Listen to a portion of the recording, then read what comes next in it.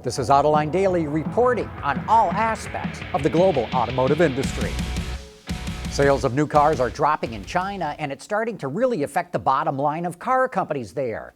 Geely, which owns Volvo and 10% of Daimler, reports that its sales fell 15% in the first half of the year. Its revenue fell 11%, but its net profits plummeted 40% to about $568 million. And no doubt we're going to hear about this happening to other car companies in China.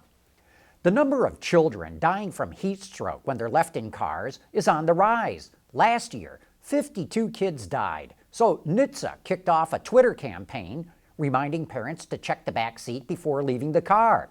Amazingly, there's a direct correlation between airbags and kids getting left in cars. When airbags for front seat passengers were introduced in the early 1990s, parents had to put their kids in the back seat so they would not be harmed if the airbag deployed. Check out this chart from kidsandcars.org. The airbag deaths are represented by the little red squares, and heat stroke deaths are the yellow bars. As you can see, as airbag deaths fell, the number of children dying in cars continued to grow. Automakers have started to offer backseat reminders in vehicles, which seems like a good way to help fight this problem. Yesterday, we reported that Tesla is lowering how much it spends on R&D as a percentage of its revenue. And the same goes for its capital investments in plant and equipment. Tesla's spending is now more in line with traditional automakers, though it could spend more as it borrows money in China to pay for its new assembly plant there.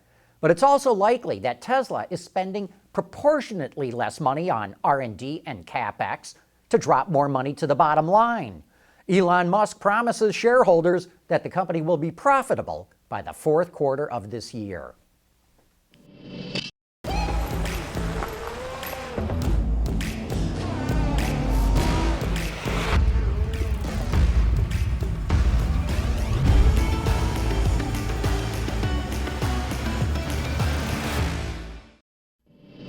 Hyundai is coming out with a limited edition version of the high-performance i30N that will make its debut at the Frankfurt Auto Show. Called the i30N Project C, it'll have carbon fiber components, unique 19-inch wheels, and aerodynamic upgrades. We'd also expect to see a few unique touches on the interior as well. Only 600 of the Project Cs will be made, and it goes on sale in European markets later this year.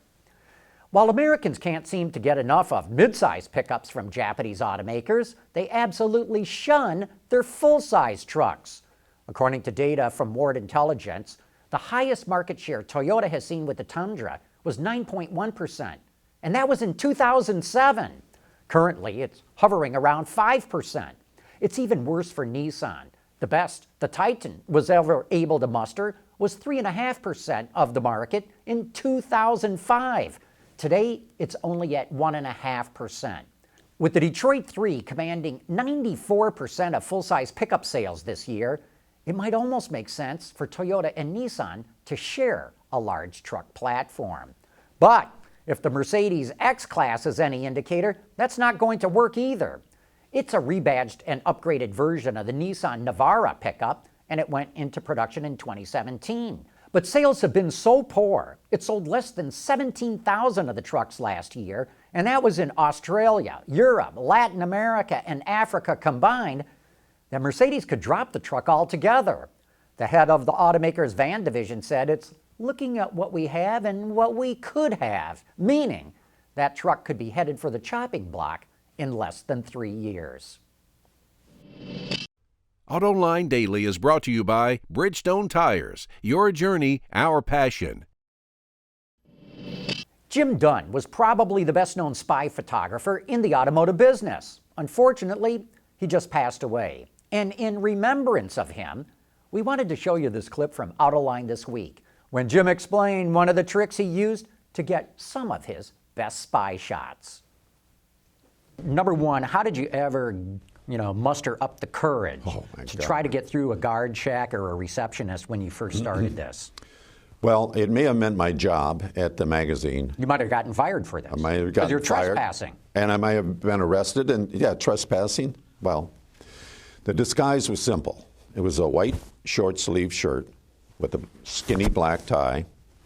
And in the pocket here, I'd have the all the pencils in a Pocket protector. pocket protector, and a definite attitude. And Like you belong there. yeah, and then I'd have a clipboard and a very official look on my face.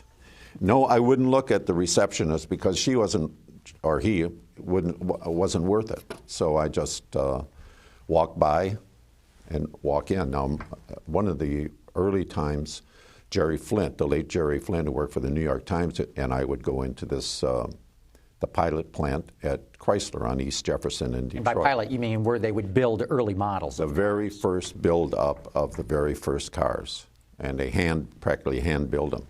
Well, by the time they finished the cars at this pilot plant, they would take pictures of them and then ship them out to be tested.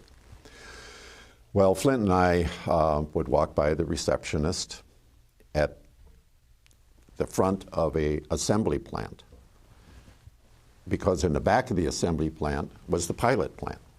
So we'd walk by, get in the assembly plant, walk down the assembly line with our clipboards and our official look and our skinny tie and our pocket protectors, and of course look at the assembly line, and then walk out to the back, outside the door, down onto a rail spur, walk along the tracks about 20 feet, back up on the docks, and then into the pilot plant. And voila, we just appear there from nowhere. And he would carry the lens, I'd carry the body of the camera. All hidden. Yeah. And we'd kind of nose around, look around, and take pictures. Well, we almost got nabbed there one time, and that was the next year, the last year I ever took a picture inside that pilot plant, because the second time we went in, I was extremely nervous. And we walked down the assembly line, out on the track, and then up the dock and inside. Well, right away we see 5 suits over in the distance in this plant. Jerry and I are looking at the pilot cars, and the suits are eyeing us. And I'm thinking, if they come over here, what are we going to say? Well, the president of my company had already told me, Jim, whatever you do, never tell a lie. Now, why would a president be telling me that? What did I do wrong? Anyway, here come the suits, all 5 of them. Jerry and I are just staring at this pilot car, hoping they'd walk by, but they walked up, and the one man said to us, can I help you, gentlemen? I says, no, we're just here on our lunch hour looking over the new models. He says, well, you know, last year somebody got in here and took pictures of our pilot cars, and they appeared in a national magazine. It was my magazine. So he says, ever since then, you have to sign in. And he says, where are you from? And I says, we're from Publications downtown. We just came over on a lunch hour, so, well, we're through here. I think we'll leave. He says, well, sign in if you want. I said, no, we're kind of in a hurry. Thanks anyway. So we walked out. Well, our feet were going like this, but our arms are going real slow. That's the last time. We got outside the plant, down past the regular guard. As soon as we hit the sidewalk, we both screamed. That was it. Jim Dunne was one of a kind. And that wraps up today's show.